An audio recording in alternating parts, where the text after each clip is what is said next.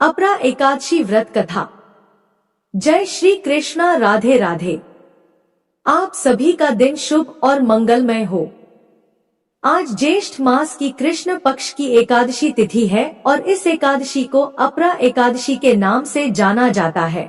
स्वयं भगवान श्री कृष्ण जी ने कहा है, यह अपार धन देने वाली एवं पुण्य को प्रदान करने वाली तथा समस्त पापों का नाश करने वाली एकादशी है। अपरा एकादशी, जिसे अचला एकादशी भी कहा जाता है, वर्ष की अत्यंत पुण्यदायी एकादशियों में से एक मानी जाती है। शास्त्रों में कहा गया है कि अपरा एकादशी का व्रत करने से राजस्व यज्ञ, अश्वमेध यज्ञ, तीर्थ स्नान, गौदान, स्वर्णदान, अन्नदान आदि महान पुण्यों के बराबर फल मिल जाता है। यह व्रत उन पापों का भी नाश कर देता है जिन्हें युगों की साधना से भी मिटा पाना कठिन हो। जो व्यक्ति इस दिन उपवास रखकर भगवान विष्णु की आराधना करता है, वह इस जीवन में यश, तेज, कीर्ति, धन और संतोष प्राप्त करता है और मृत्यु के बाद विष्णु लोक को जाता है। इस एकादशी का विशेष महत्व यह भी है कि इसका पुण्य केवल स्वयं तक सीमित नहीं रहता। जो इसे श्रद्धा से करता है वह अपने पूर्वजों को भी उन्नति दिला सकता है और भटकती आत्माओं को भी मुक्ति दिला सकता है। जैसे ही धर्म की बात आती है, गगन में घंटियां गूंजने लगती हैं और आकाश में दिव्य रथ की आहट सुनाई देती है। स्वर्णिम पहियों से सजा वह रथ, जिसके रथारूढ़ हैं स्वयं श्री कृष्ण। उनके नेत्रों में करुणा, मुख पर मुस्कान और हाथों में धर्म का दीप लिए वे पांडवों के समक्ष प्रकट होते हैं। महाराज युधिष्ठिर हाथ जोड़कर भगवान श्री कृष्ण को प्रणाम करके पूछते हैं, हे माधव, हे योगेश्वर, कृपा करके मुझे बताइए कि ज्येष्ठ मास के कृष्ण पक्ष की एकादशी का क्या नाम है और उसका क्या फल है। भगवान श्री कृष्ण मंद मुस्कान के साथ उत्तर देते हैं, हे राजन, इस एकादशी का नाम है अपरा और इसे अचला भी कहते हैं। यह व्रत सब पापों का नाश कर मोक्ष का द्वार खोलता है। अब सुनो इसकी पावन कथा। प्राचीन समय की बात है। महिध्वज नाम के एक महान राजा अपने स्वभाव के अनुरूप ही राज्य किया करते थे और सशक्त राजा के शासन में सारी प्रजा भी सुखपूर्वक रह रही थी। राजा महिध्वज का छोटा भाई वज्रध्वज क्रूर, अधर्मी और बड़ा अन्यायी था। वह अपने बड़े भाई से द्वेष और ईर्ष्या रखता था। उससे अपने बड़े भाई की प्रसिद्धि सही नहीं जा रही थी और इसी ईर्ष्या के चलते एक दिन उसने एक कुकर्म कर डाला। उसने अपने बड़े भाई महिध्वज की हत्या कर दी और इतना ही नहीं, उसके शव को जंगल में एक पीपल के पेड़ के नीचे गड्ढा करके दबा दिया। अकाल मृत्यु के कारण वह धर्मात्मा राजा अब प्रेत योनि में पड़ गया और उसी पीपल के पेड़ पर रहकर वह वहां उत्पात मचाने लगा। एक दिन महर्षि धौम्य उधर से गुजरे। उन्होंने पेड़ पर प्रेत देखा और अपने तपोबल से उसकी सारी कहानी जान ली और उसके उत्पात का कारण भी समझ लिया। इसके बाद ऋषि ने उस प्रेत को पीपल के पेड़ से उतारा और परलोक विद्या का उपदेश दिया। इसके अलावा ऋषि ने स्वयं ही राजा की प्रेत योनि से मुक्ति के लिए अपरा अर्थात अचला एकादशी का व्रत किया और उसे अक्ति से छुड़ाने के लिए अर्थात उसे प्रेत योनि से मुक्ति दिलाने के लिए व्रत के समस्त पुण्य फल को प्रेत बने राजा को अर्पित कर दिया। इस पुण्य के प्रभाव से राजा अब प्रेत योनि से मुक्त हो चुका था और अब वह ऋषि धौम्य को धन्यवाद देता हुआ दिव्य देह धारण करके पुष्पक विमान से स्वर्ग लोक को चला गया। भगवान श्री कृष्ण ने धर्मराज युधिष्ठिर से कहा, है राजन, यह मैंने लोकहित के लिए बहुत ही पावन कथा कही है। इसे पढ़ने और सुनने से मनुष्य समस्त पापों से मुक्त हो जाता है। भगवान श्री कृष्ण कहते हैं, जो फल कार्तिक पूर्णिमा पर त्रिपुष्कर में स्नान करने या गंगा तट पर पितरों का पिंडदान करने से मिलता है, वही फल अपरा एकादशी का व्रत करने से मिल जाता है। मकर के सूर्य में प्रयागराज के स्नान से, शिवरात्रि का व्रत करने से, सिंह राशि के बृहस्पति में गोमती नदी के स्नान से, कुंभ में केदारनाथ के दर्शन या बद्रीनाथ के दर्शन, सूर्य ग्रहण में कुरुक्षेत्र के स्नान से, स्वर्ण दान करने से या फिर अर्ध प्रसूता गोदान से जो फल मिलता है, वही फल अपरा एकादशी व्रत के पुण्य प्रभाव से मिल जाता है। भगवान श्री कृष्ण के अनुसार अपरा एकादशी का व्रत पाप रूपी वृक्ष को काटने के लिए कुल्हाड़ी के समान है और इस एकादशी का व्रत और भगवान का पूजन करने से मनुष्य सब पापों से छूटकर अंत में बैकुंठ धाम को चला जाता है। भगवान श्री कृष्ण ने इस कथा को समाप्त करते हुए अपरा एकादशी के महात्म्य का वर्णन प्रारंभ किया। भगवान श्री कृष्ण ने कहा, ज्येष्ठ मास के कृष्ण पक्ष में आने वाली इस अपरा एकादशी का पालन करने वाला व्यक्ति ऐसे जघन्य पापों से मुक्ति प्राप्त करता है जो अत्यंत गंभीर होते हैं, जैसे कि भ्रूण हत्या, ब्रह्मा हत्या, अनैतिक संग, झूठ बोलना, झूठी गवाही देना, संपत्ति की इच्छा से वेदों का अध्ययन और अध्यापन करना, अपनी मर्जी से मनगढ़ंत ग्रंथ लिखना यानी झूठा शास्त्र बनाना, ज्योतिष द्वारा किसी को भरमाना, झूठा वैद्य बनकर लोगों को ठगना आदि भयंकर पाप भी अपरा एकादशी के व्रत से नष्ट हो जाते हैं। युद्ध क्षेत्र से भागे हुए क्षत्रिय को नरक की प्राप्ति होती है, किंतु अपरा एकादशी का व्रत करने से उसे भी स्वर्ग की प्राप्ति हो जाती है। गुरु से विद्या अर्जित करने के बाद जो शिष्य अपने ही गुरु की निंदा करते हैं तो वे अवश्य ही नरक में जाते हैं। अपरा एकादशी का व्रत करने से इनके लिए स्वर्ग जाना संभव हो जाता है। तीनों पुष्करों में स्नान करने से अथवा कार्तिक महीने में स्नान करने से या फिर गंगा जी के तट पर पितरों को पिंडदान करने से जो फल प्राप्त होता है वही फल अपरा एकादशी का व्रत करने से प्राप्त हो जाता है।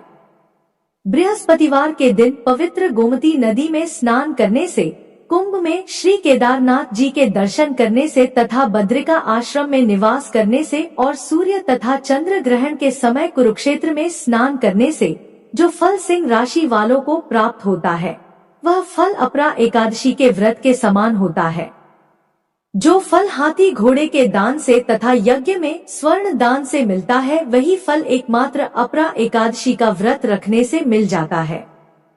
गौ तथा भूमि या स्वर्ण के दान का फल भी इसके समान होता है। पाप रूपी वृक्षों को काटने के लिए अपरा एकादशी का व्रत कुल्हाड़ी के समान है तथा पाप रूपी अंधकार को दूर करने के लिए सूर्य के समान है। इसलिए मनुष्य को इस पवित्र एकादशी का उपवास अवश्य ही रखना चाहिए, क्योंकि यह व्रत सभी व्रतों में उत्तम है। अपरा एकादशी के दिन श्रद्धा और विश्वास के साथ भगवान श्री हरि का पूजन करना चाहिए, जिससे अंत में श्री विष्णु लोक की प्राप्ति होती है। भगवान श्री कृष्ण कहते हैं, हे युधिष्ठिर, मैंने यह अपरा एकादशी की कथा लोकहित के लिए कही है। इसके पठन और श्रवण से सभी पाप नष्ट हो जाते हैं। जैसे ही भगवान श्री कृष्ण ने अपरा एकादशी की पावन कथा पूर्ण की, युधिष्ठिर महाराज की आंखों में श्रद्धा के भाव छलक उठे। सभा में उपस्थित हर श्रोता श्री कृष्ण के श्री मुख से निकली हर पंक्ति को हृदय में उतार चुका था। भगवान श्री कृष्ण ने कहा, जो व्यक्ति श्रद्धा से अपरा एकादशी का व्रत रखता है और इसकी कथा का श्रवण करता है वह समस्त पापों से मुक्त होकर उत्तम लोक को प्राप्त कर लेता है। यह व्रत समर्पण की परीक्षा है और भक्ति का प्रमाण भी। फिर उन्होंने अपना दिव्य रथ संभाला, शंखनाद हुआ और धीरे धीरे भगवान श्री कृष्ण का रथ आकाश में विलीन होने लगा। एक दिव्य स्वर वातावरण में गुंजित हो रहा था, हरे कृष्ण कृष्ण कृष्ण हरे हरे, हरे राम राम हरे हरे। अंत में बोलना चाहिए, हे श्री हरि विष्णु, हमारे द्वारा किया गया यह व्रत, यह कथा श्रवण आपको समर्पित है। आप हमारे पापों को क्षमा करें, हमें जीवन में धर्म, भक्ति और मोक्ष का पद दिखाएं। लेकिन एकादशी की कथा का पूर्ण फल तभी मिलता है जब हम एकादशी माता की कथा का श्रवण करें। 11 माता अर्थात एकादशी माता की कथा श्रद्धा से सुनने पर न केवल व्रत का पुण्य कई गुना बढ़ जाता है, बल्कि माता स्वयं भक्त के जीवन को कष्टों से मुक्त करती हैं और व्रत को सिद्ध करती हैं।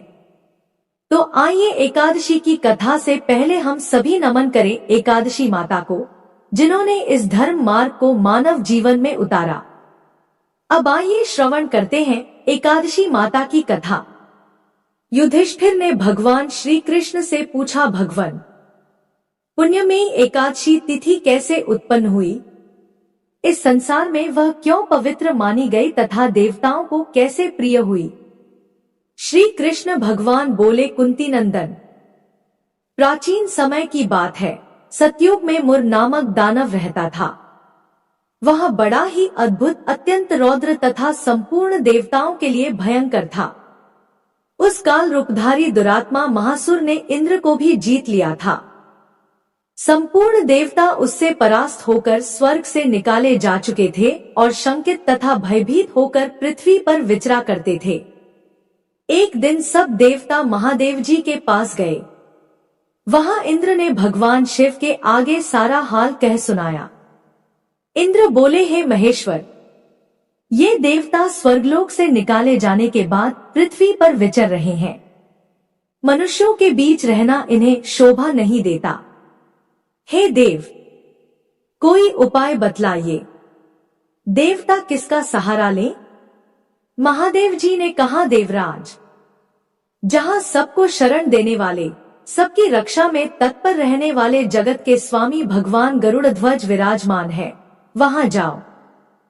वे तुम लोगों की रक्षा अवश्य करेंगे।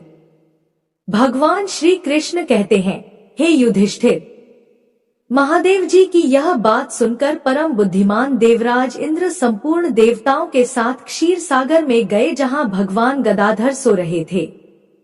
इंद्र ने हाथ जोड़कर उनकी स्तुति की।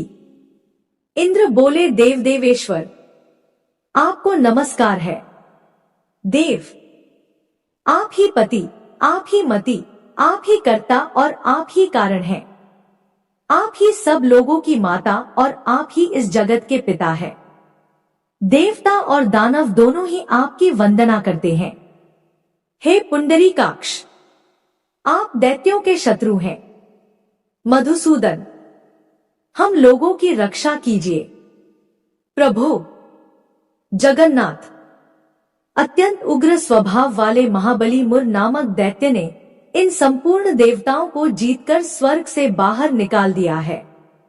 भगवान देव देवेश्वर, देवता भयभीत होकर आपकी शरण में आए हैं। दानवों का विनाश करने वाले कमलनयन, भक्तवत्सल, जनार्दन, हमारी रक्षा कीजिए। भगवान शरण में आए हुए देवताओं की सहायता कीजिए। इंद्र की बात सुनकर भगवान विष्णु बोले, देवराज, यह दानव कैसा है? उसका रूप और बल कैसा है तथा उस दुष्ट के रहने का स्थान कहाँ है? देवराज इंद्र बोले, देवेश्वर, पूर्व काल में ब्रह्मा जी के वंश में तालजंग नामक एक महान असुर उत्पन्न हुआ था, जो अत्यंत भयंकर था। उसका पुत्र मुर दानव के नाम से विख्यात है। वह भी अत्यंत उत्कट, महापराक्रमी और देवताओं के लिए भयंकर है। चंद्रावती नाम से प्रसिद्ध एक नगरी है, उसी में स्थान बनाकर वह निवास करता है। उस दैत्य ने समस्त देवताओं को परास्त करके उन्हें स्वर्गलोक से बाहर कर दिया है। उसने एक दूसरे ही इंद्र को स्वर्ग के सिंहासन पर बैठाया है। अग्नि, चंद्रमा, सूर्य, वायु तथा वरुण भी उसने दूसरे ही बनाए हैं। जनार्दन, मैं सच्ची बात बता रहा हूं। उसने सब कोई दूसरे ही कर लिए हैं। देवताओं को तो उसने उनके प्रत्येक स्थान से वंचित कर दिया है। इंद्र की यह बात सुनकर भगवान जनार्दन को बड़ा क्रोध आया। उन्होंने देवताओं को साथ लेकर चंद्रावती नगरी में प्रवेश किया।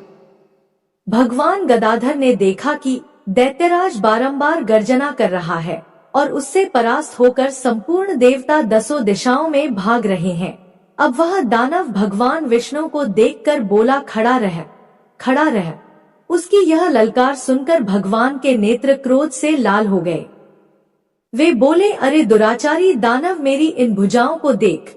यह कहकर श्री हरि विष्णु जी ने अपने दिव्य बाणों से सामने आए हुए दुष्ट दानवों को मारना आरंभ किया। दानव भय से वहलल हो उठे। भगवान श्री कृष्ण कहते हैं, हे पांडनंदन। तत्पश्चात श्री विष्णु ने दैत्य सेना पर चक्र का प्रहार किया। उससे छिन्न भिन्न होकर सैकड़ों योद्धा मौत के मुख में चले गए। इसके बाद भगवान मधुसूदन बद्रिकाश्रम को चले गए।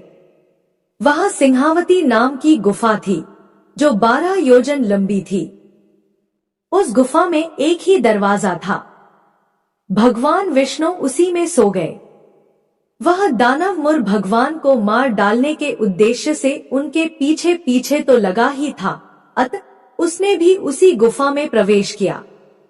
वहां भगवान को सोते देख उसे बड़ा हर्ष हुआ। उसने सोचा, यह दानवों को भय देने वाला देवता है, अतः निसंदेह इसे मार डालूंगा।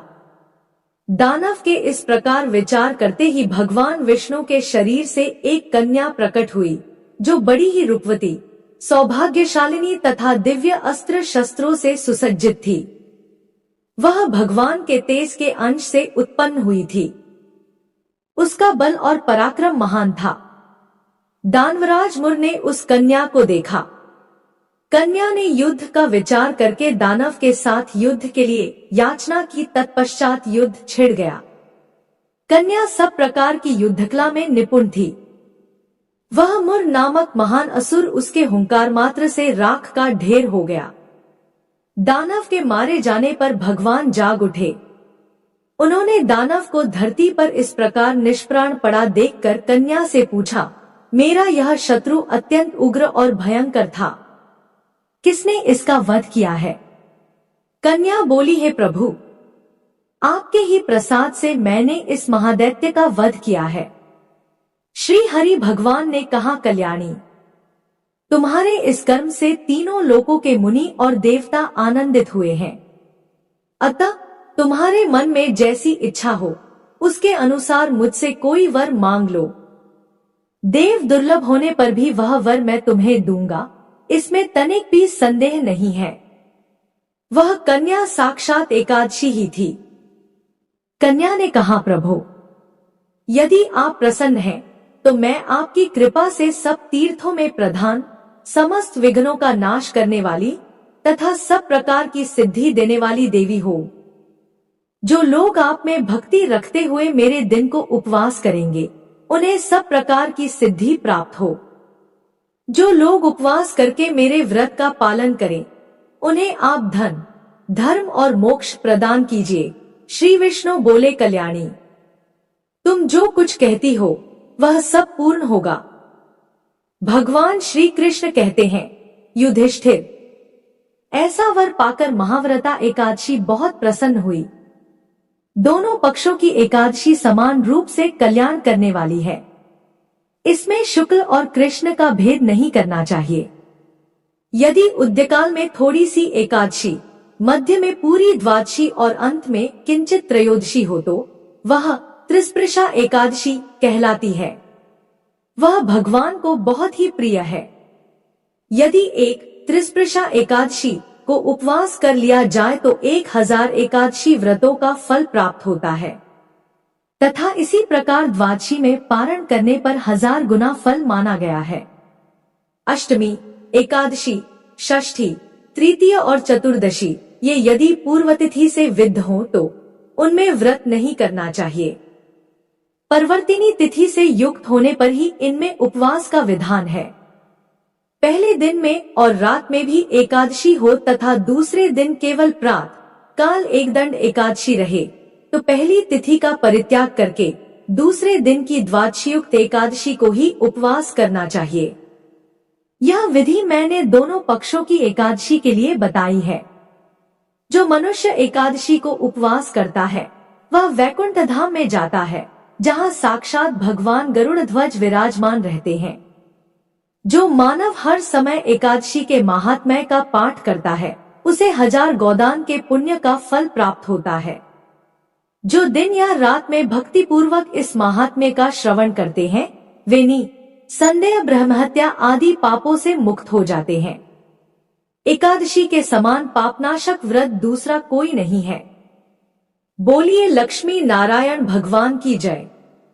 अब आइए श्रवण करते हैं एकादशी माता की कथा, जिसे सुनने के बाद ही एकादशी का व्रत पूर्ण माना जाता है। एक बार की बात है, एक राज्य में एक राजा रहा करता था। राजा बहुत ही बुद्धिमान और बलशाली था। वह सदैव अपनी प्रजा का बहुत ही अच्छे से ध्यान रखता था। प्रजा भी अपने राजा को बहुत पसंद करती थी। राजा के 2 बेटियां थी। राजा अपनी दोनों बेटियों से बहुत ही प्रेम किया करता था। राजा की दोनों बेटियां बहुत ही सुंदर थी, लेकिन राजा की छोटी बेटी देखने में बहुत ही सुंदर और धार्मिक प्रवृत्ति की थी। वह 12 मास 11 माता की पूजा और व्रत किया करती थी। सभी लोग राजा की छोटी बेटी से बहुत ही प्रेम करते थे और खूब प्रशंसा किया करते थे। वह बोलने में बहुत ही अच्छी थी। राजा भी अपनी छोटी बेटी को बड़ी बेटी से कुछ ज्यादा ही प्रेम करता था, जिस कारण राजा की बड़ी बेटी को अपनी छोटी बहन से नफरत होने लगी। समय के साथ राजा की दोनों बेटियां बड़ी हो गई। तब एक पड़ोस के राज्य में रहने वाला राजकुमार राजा की बड़ी बेटी के लिए रिश्ता लेकर आया। जैसे ही उस राजकुमार की नजर राजा की छोटी बेटी पर पड़ी तो वह राजकुमार छोटी बेटी पर मोहित हो गया और उसी से विवाह करने की सोचने लगा। उस राजकुमार ने राजा की बड़ी बेटी के साथ विवाह करने से मना कर दिया और राजा से कहा कि आप बुरा ना मानो तो मैं आपकी छोटी बेटी से विवाह करना चाहता हूँ। जब यह बात राजा की बड़ी बेटी को पता चली तो वह अपनी छोटी बहन से और भी ज्यादा नफरत करने लगी। राजा की बड़ी बेटी ने अपनी छोटी बहन को अपना सबसे बड़ा दुश्मन मान लेती है और अपनी छोटी बहन से बदला लेने का निर्णय लेती है, जिसके चलते उसने सोचा कि छोटी बहन को जान से मार देती हूँ। एक दिन राजा की बड़ी बेटी ने लड्डू में जहर मिलाकर अपनी छोटी बहन को दे दिया। छोटी बहन ने वो लड्डू खा लिया, लेकिन लड्डू खाने के बाद भी छोटी बहन को कुछ भी नहीं हुआ। बड़ी बहन यह देखकर बहुत ही आश्चर्यचकित हुई, लेकिन बड़ी बहन ने हार नहीं मानी। एक दिन जब छोटी बहन अपने कमरे में सो रही थी तब उसने मटके में सांप रखकर उसके कमरे में छोड़ दिया, लेकिन सांप भी छोटी बहन को कुछ नहीं कर पाया। जिसके बाद बड़ी बहन ने अपनी छोटी बहन से कहा कि चलो बहन, आज हम कुएं से पानी भर कर लाते हैं। तो छोटी बहन अपनी बड़ी बहन के कहे अनुसार उसके साथ पानी लेने के लिए चली गई। जैसे ही वह पानी कुएं से निकालने लगी तो बड़ी बहन ने उसे कुएं में धक्का दे दिया, लेकिन 11 माता के आशीर्वाद से वह सकुशल बाहर निकल आई। यह देखकर उसे बहुत ही आश्चर्य हुआ कि ना जाने मैंने कौन कौन से प्रयास किए हैं, फिर भी इसका कुछ भी नहीं बिगड़ा। उसने एक दिन सोचते सोचते छोटी बहन के पास जाकर कहा कि बहन, तुमको पता है भगवान सबकी मृत्यु एक निश्चित समय पर लिखते हैं। तुम्हारी और मेरी मृत्यु कैसे होगी क्या तुम जानती हो? तब छोटी बहन ने कहा, हाँ बहन, मेरी मृत्यु कैसे होगी यह तो मैं जानती हूँ। छोटी बहन से यह सुनकर बड़ी बहन को बहुत ही संतुष्टि हुई और सोचने लगी कि इस बार मैं इसे जरूर मार दूंगी। उसने अपनी छोटी बहन से कहा कि अपनी मृत्यु का राज मुझे तो बताओ, मैं तुम्हारी बड़ी बहन हूँ।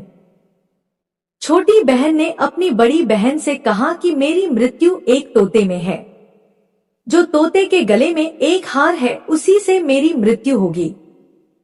जब कोई व्यक्ति उस तोते को मारकर वह हार अपने गले में पहन लेगा तो मैं मूर्छित हो जाऊंगी, और जैसे ही उस हार को अपने गले से उतार देगा तो मैं वापस जीवित हो जाऊंगी। अपनी छोटी बहन की मृत्यु का राज जानकर बड़ी बहन बहुत ही खुश हुई और उसने अपनी छोटी बहन को मारने के लिए उस पालतू तोते को ढूंढना शुरू कर दिया। लेकिन छोटी बहन को इस बात का पता था कि वह मेरी जान लेना चाहती है। वह अपने पिताजी के पास गई और अपने पिताजी से कहा कि पिताजी, अगर मेरी मृत्यु हो जाए तो मुझे जलाना मत, बल्कि आप मुझे पुरानी वाली जो हवेली है उसमें एक पलंग पर लिटाकर छोड़ देना। अपनी छोटी बेटी के मुंह से यह बात सुनकर राजा को बहुत ही बुरा लगा। उसने अपनी बेटी से पूछा कि बेटी, तुम ऐसी बातें क्यों कर रही हो? 2-4 दिन में तेरी शादी होने वाली है। तब राजा की छोटी बेटी ने बताया कि पिताजी समय किसी के लिए नहीं रुकता, कब क्या हो जाए किसी को कुछ भी पता नहीं है। फिर राजा ने अपनी छोटी बेटी से कहा कि तुम्हारा ऐसा बोलना मुझे बिल्कुल भी अच्छा नहीं लगता। लेकिन छोटी बेटी ने अपने पिताजी को ऐसा करने पर मजबूर कर दिया और वचन ले लिया कि मरने के बाद जलाना नहीं है। तो राजा ने भी अपनी छोटी बेटी की बात मान ली और 2-3 दिन बाद जब शादी का समय आया, घर में पूरा शादी का माहौल था। पूरे गाजे बाजे के साथ बारात आई। राजकुमार बारात लेकर राजा के घर आया। राजकुमार और राजा की छोटी बेटी का विवाह शुरू हो गया। जैसे ही राजा की छोटी बेटी राजकुमार के साथ अपने फेरे लेना शुरू करती है, तो उसी समय उसकी बड़ी बहन अपनी छोटी बहन के कमरे में जाकर उसके तोते को पकड़ लेती है और उसे जान से मार देती है। तोते के गले में जो हार था उसे अपने गले में धारण कर लेती है। जैसे ही बड़ी बहन ने हार को अपने गले में डाला तो उधर छोटी बहन के 3.5 फेरे ही पूरे हुए थे और वह बेहोश होकर गिर गई। इसके बाद राजा ने बड़े बड़े हकीम को बुलाया, अपनी छोटी बेटी का इलाज करने को कहा। राजा ने कहा कोई मेरी बेटी का इलाज कर दो, मुंह मांगा इनाम दिया जाएगा।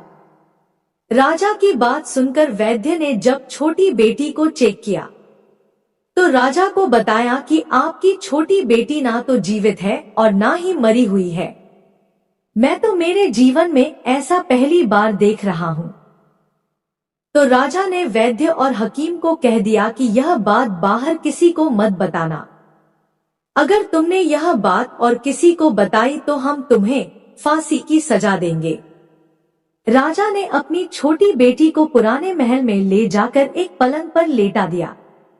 वहां पर कुछ सैनिकों को तैनात कर दिया और स्वयं महल पर आ गया।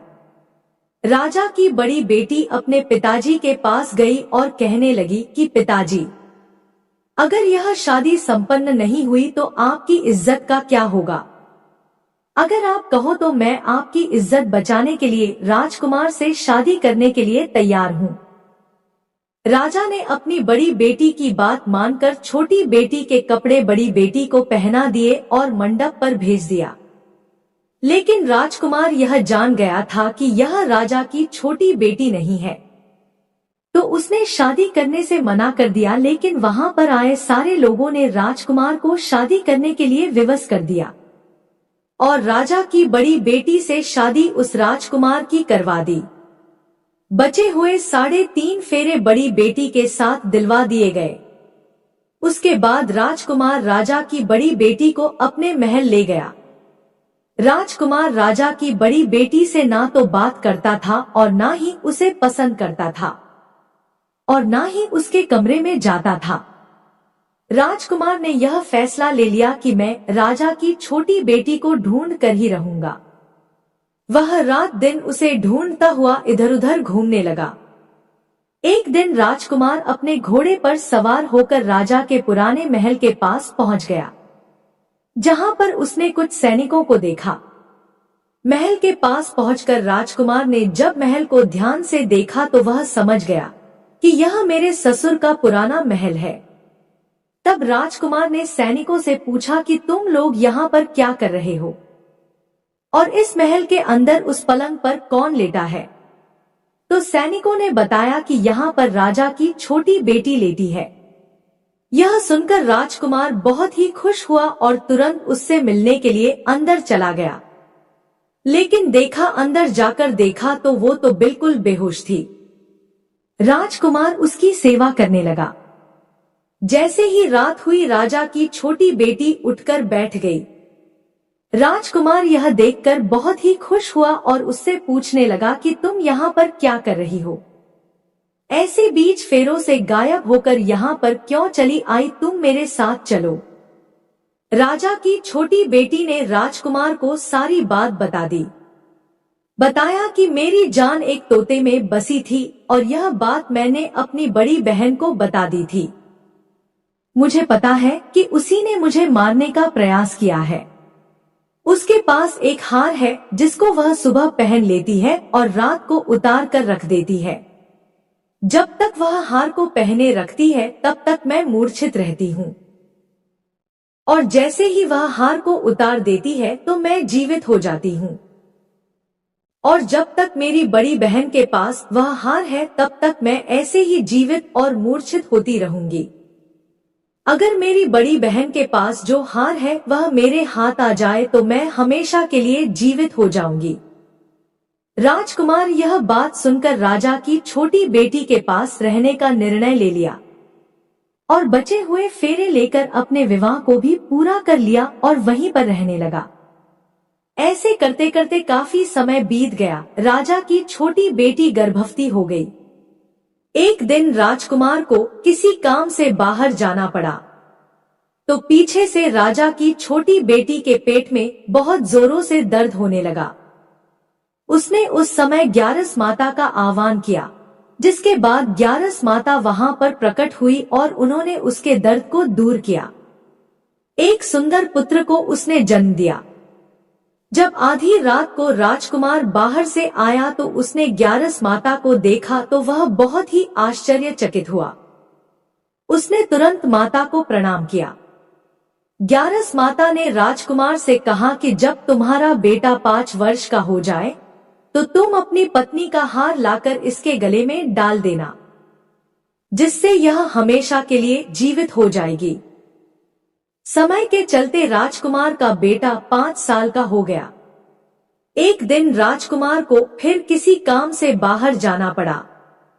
उसने अपने बेटे से कहा, तुम अपनी माता का ध्यान रखना और मैं शाम तक लौट आऊंगा।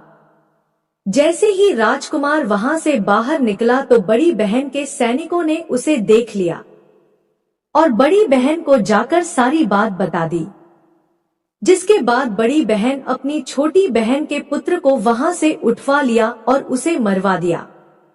उसके 2 टुकड़े करवाए। पहले टुकड़े को चक्की के पास छुपा दिया और दूसरा टुकड़ा अपने पलंग के नीचे रख लिया। यह देखकर ग्यारस माता ने भिखारी का रूप धारण किया और उसके घर आ गई। भिक्षा मांगने लगी तो बड़ी बहन ने अपने नौकरों से कहा कि जाओ भिखारी को भिक्षा दे दो।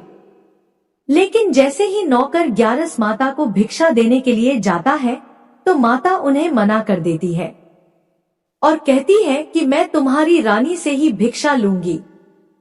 नौकरों ने अंदर जाकर कहा कि रानी वह हमसे भिक्षा नहीं ले रही है, बोल रही है कि मैं रानी से भिक्षा लूंगी। जब बड़ी बहन स्वयं भिक्षा देने के लिए भिखारिन बनी ग्यारस माता के पास आती है, उससे पहले ही माता एक बिल्ली का रूप बनाकर उसके कमरे में चली जाती है। वहां पर जो छोटी बेटी के पुत्र का एक टुकड़ा था वह उठा लेती है और दूसरा चक्की के पास से उठाकर जीवित कर देती है और वहां से लेकर चली जाती है और राजकुमार को सारी बात बताकर उन्हें उसका बेटा सौंप देती है। राजकुमार अपने बेटे को लेकर उस बड़ी बहन के पास जाता है और उसे कहता है कि इस बच्चे का अच्छे से ध्यान रखना है। अगर तुम इस बच्चे का अच्छे से ध्यान रखोगी तो ही मैं तुमसे बात करूंगा, वरना मैं यहाँ से चला जाऊंगा। एक दिन राजकुमार ने अपने बच्चे से कहा कि तुम ऐसा करो, तुम्हारी माँ के गले का वो हार मांग लो, तुम्हारी जिद की वजह से वह तुम्हें दे देगी। अपने पिताजी के कहे अनुसार लड़का अपनी बड़ी माँ के पास जाकर कहता है कि माँ, मुझे तुम्हारे गले का हार चाहिए।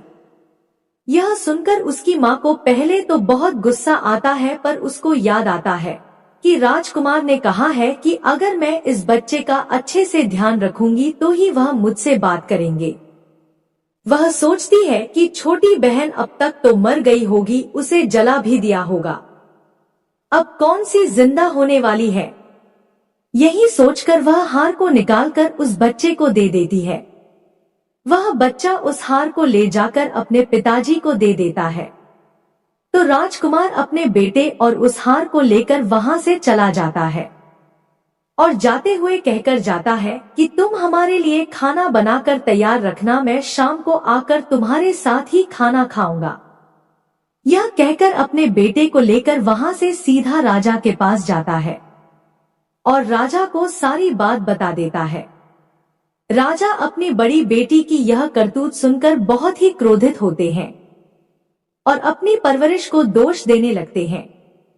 राजा राजकुमार को अपनी छोटी बेटी के साथ रहने का आदेश देते हैं।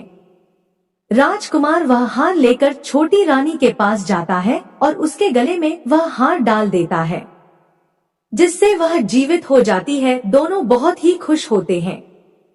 राजकुमार अपने बेटे और अपनी पत्नी को लेकर अपने राज्य में चला जाता है। इस तरह एकादशी व्रत के प्रभाव से राजा की छोटी बेटी को अपने जीवन में आई तमाम मुसीबतों से छुटकारा मिलता है। एक बार प्रेम से बोलिए एकादशी माता की जय।